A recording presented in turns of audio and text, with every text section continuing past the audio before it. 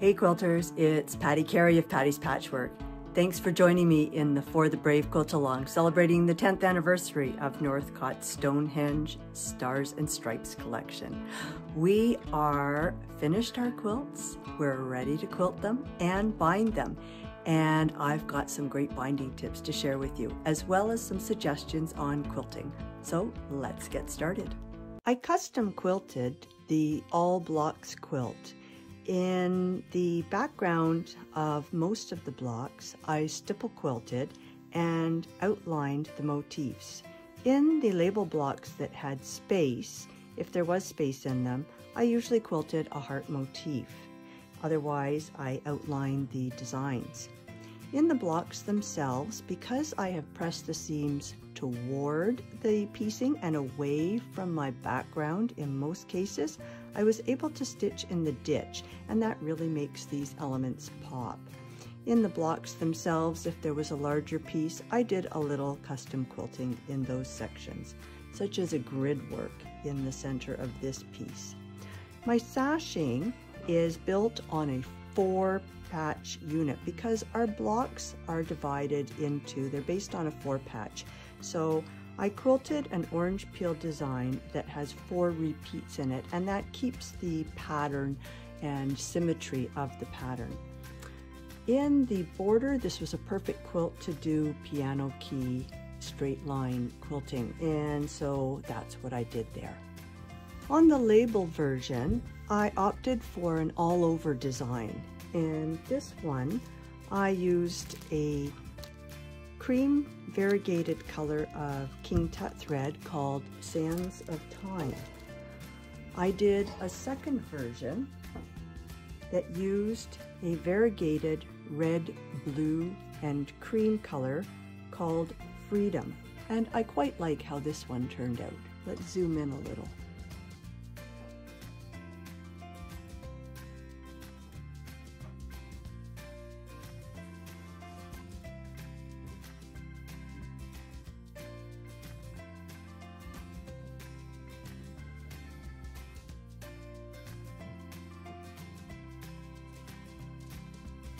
Let's talk about binding.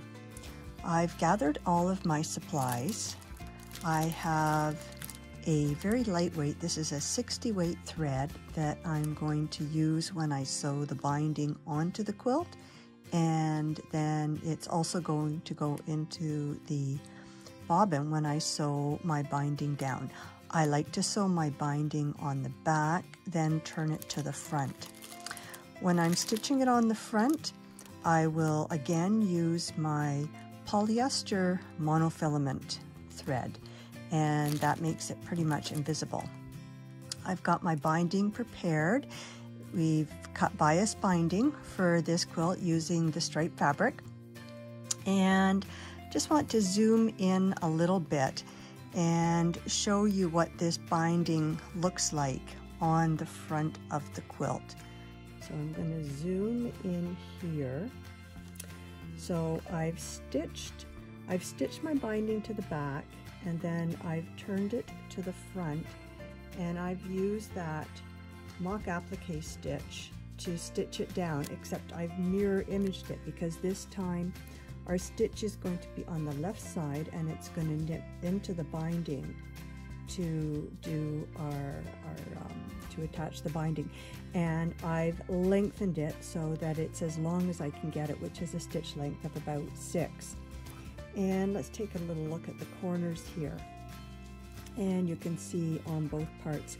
So the other thing that I do if I'm putting a label on the quilt, and I'll zoom back out, there we go, is I will tack the label into the corner before I put my binding on the first side, so that that label is already attached on 2 of the sides. The other thing that I use when I'm sewing my binding on is my grippy gloves, and I sell these on my website. These have rubber dots on both sides, and I put the glove on this hand only, and it really helps me move the quilt the bulk of that quilt through the machine as I'm applying the binding to both sides, when I'm sewing the binding on the quilt and then when I'm turning it and stitching the other side down. But so I'm going to demonstrate that now. I'm starting about 15 inches or so from one corner of my quilt, and I'm going to leave a tail of binding about 8 to 10 inches. I've got my regular sewing foot on. This is not my 1/4 inch foot, it's a little bit wider, and I am, because our binding is 2.5 inches pressed in half, that's about 1 1/4 inches, so I am going to sew that on with a 3/8 inch seam, or about 1 centimeter if your needle plate is in metric. And I've got a stitch length, yeah, a little bit longer, about 3, and I think that's about it. So I'm going to start sewing. Now what I do when I'm sewing my binding on, and this binding is biased, so it's a little bit stretchier than traditional binding, which is cut from with the fabric strips, but I pull the binding just a little bit as I'm attaching it, and that prevents borders, outer edges of the quilt that wave back at us.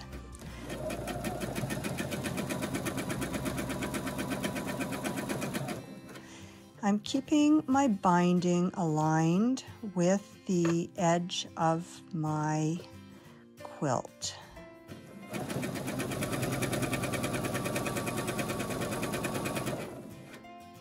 I'm going to zoom in just a little bit because we're getting close to the corner. And you can see my label. So I have pinned my label in place.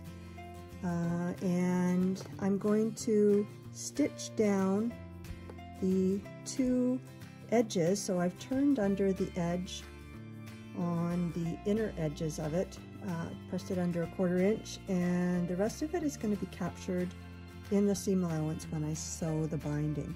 So I just pull it a little and stitch with that 3/8 inch seam. And I am going to, because I'm doing 3/8 of an inch, I am going to sew to within 3/8 of an inch of the corner. So I'm going to take a pin, adjust things just a little bit here. There we go. Putting a pin right where the quilt ends so that I can see that.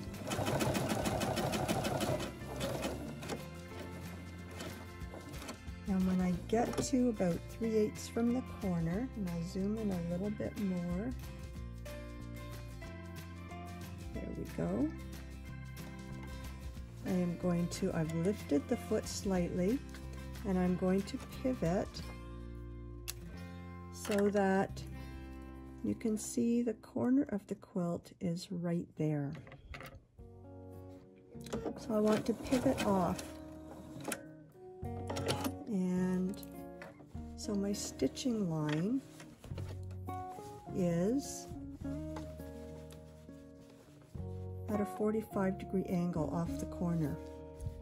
So my binding goes back along that 45-degree line, and then I fold it back down so that it's lined up exactly with that top edge of the quilt and also with the right edge of the quilt. And I put the foot back down right at the edge, and I start sewing with a 3/8 inch seam again. And again, I'm going to pull it just slightly.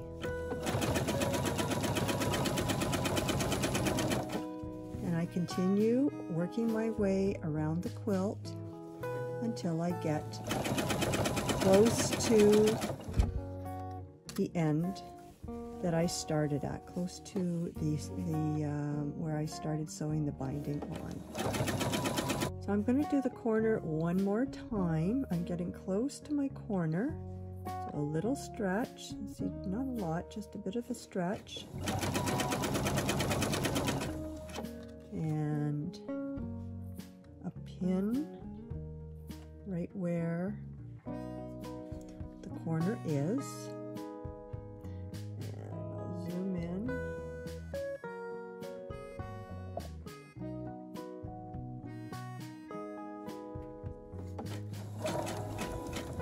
So because our seam is 3/8, I'm going to stop 3/8 from the corner. And if you're not sure if that's right or not, just pivot.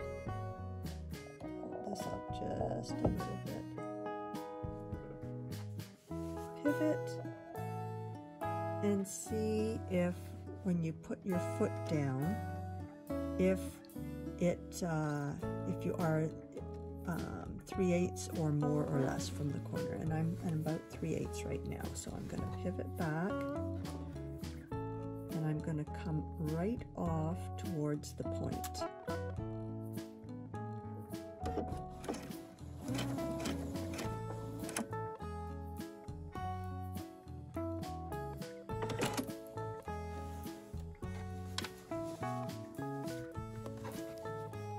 So I've got my 45-degree stitching line. I fold the binding back along that line, then fold it back down so that the top folded edge is perfectly in line with the top edge of the quilt, and the right edge is exactly in line with the side seam. Start sewing right at the very edge, sewing my 1/4 inch of 3/8 inch seam, and we'll see you back here where the binding meets. I've trimmed the leading edge of my binding. This is where I started sewing, so I've trimmed the leading edge so that it is square, and I've finished sewing the binding here, so I've left a gap of about 12 inches or 30 centimeters. And I've marked with a pin, when I take into account a little bit of stretch. This, where the pin is just where it meets that leading edge, the cut edge. So how much extra do I allow? Because I need to angle, I need to miter my binding join. So I'm going to take the end of my binding and I lay it across, and that's how much longer I cut the tail end of my binding. Don't cut your leading edge, but you cut the tail end of your binding right across that seam there, and that will give you enough space to turn to give you your mitered angle. So the other thing that I do is I'm going to fold, especially because my stripe is going this way, I'm going to fold right at the corner there and put a little crease in there. And that crease marks my sewing line. So now it's time to join our binding. So this one comes up and this one comes across, and the stripes are actually running in the same direction, so that should help. And I'm going to put a pin right here and a pin right down at this edge as well. And I've got my little crease line there that I can see, and I'm going to sew right along that crease line. Now, if you're not quite sure if that's going to be right, you can kind of just check it before you sew it.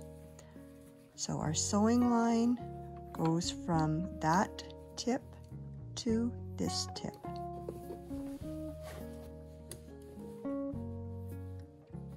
And just checking where it is. It's right there. And I'm just going to back stitch to secure it.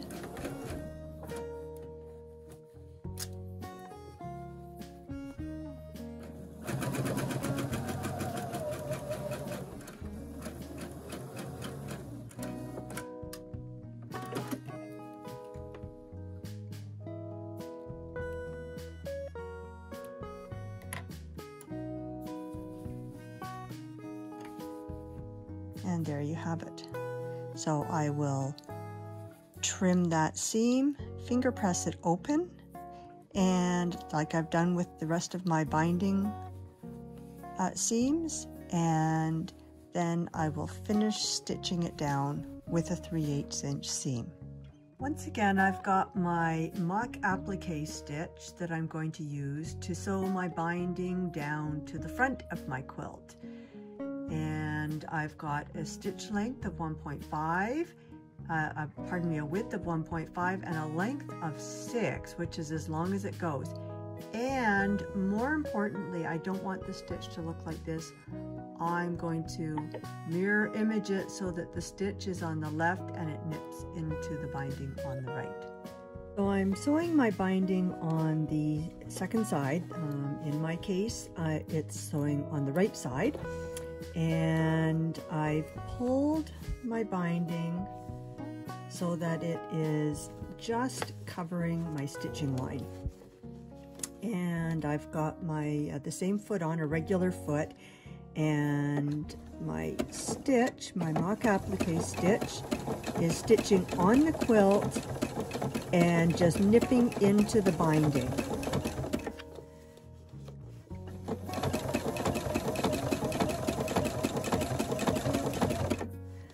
Now, when I'm about, and I'll zoom out a little bit here, when I'm about 5 or 6 inches from the corner, I'm going to prepare the corner so that I can turn it. And I want to turn the bottom edge up first. So, finger press that in place. And what I'm looking for when I do that, if this binding is all the way out, I'll get a nice crisp 45-degree angle on the corner of my binding. So, and then I can pull it, put my fingernail in there and pull the binding. And I've got a little mini wonder clip that can hold that in place until I get to the corner. So just getting there.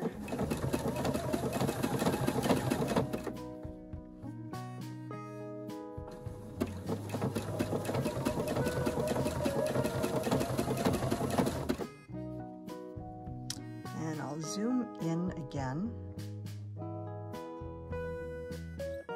so we can get a better look.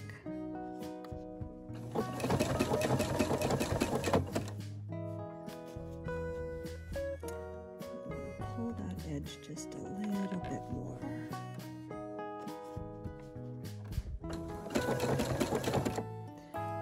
That might even use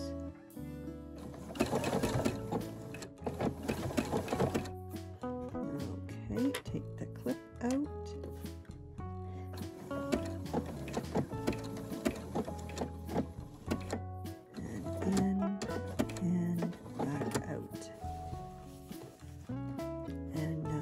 Stitch down the second side, and I just continue on, just covering my stitching line, working my way around the quilt, doing all 4 corners like that, and then we'll be done. My 2 For the Brave quilts are quilted and bound and ready to hand over to Quilts of Valor to donate to some deserving service personnel. Now it's your turn. Finish your quilts, snap a photo, then head on over to Northcott's Instagram page to enter the final month 10 giveaway for your chance at some fabulous prizes. It's been a real pleasure to have you quilting along with me these past 10 months. I hope you've enjoyed it as much as I have. I would appreciate if you would take a moment to let me know what your favorite block is, and if you learned something during the quilt-along, what your favorite tip was. Please pop me an email, patty.pattispatchwork@gmail.com, and let me know your thoughts. Thank you so much, and we'll see you back here soon.